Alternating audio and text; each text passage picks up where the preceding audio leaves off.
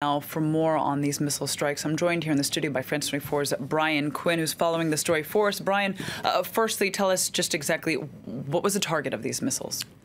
Well, the U.S. says it launched 59 Tomahawk cruise missiles from American destroyers in the Mediterranean Sea. Their target, the Al-Shayrat air base that's near the Syrian city of Homs.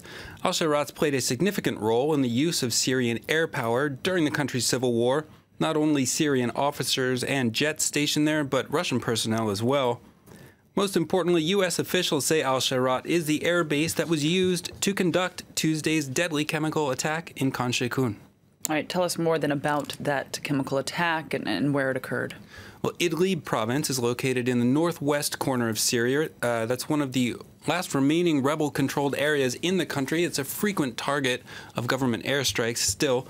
Khan Sheikhoun is a rebel-held town there, roughly halfway between the cities of Idlib and Homs. That's where on Tuesday, airstrikes believed to have been carried out by the Syrian Air Force killed at least 70 people. Some estimates have that death toll at more than 100. At least 30 of those killed were children. Victims of those strikes were found by responders convulsing and foaming at the mouth.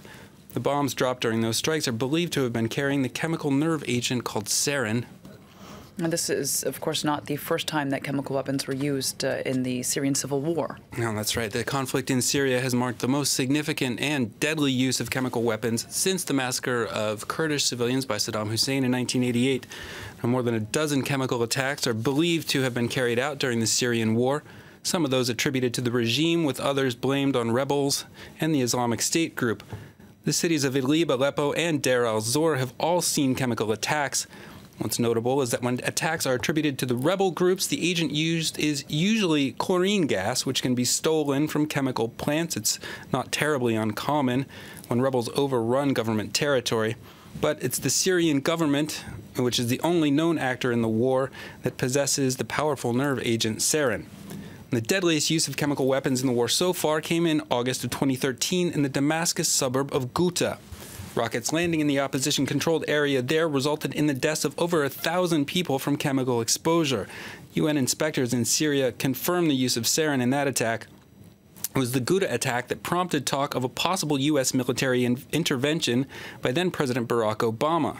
But a deal negotiated by Russia in which Syria would turn over its chemical weapons for destruction averted that. But obviously, that's the situation we find ourselves back in today.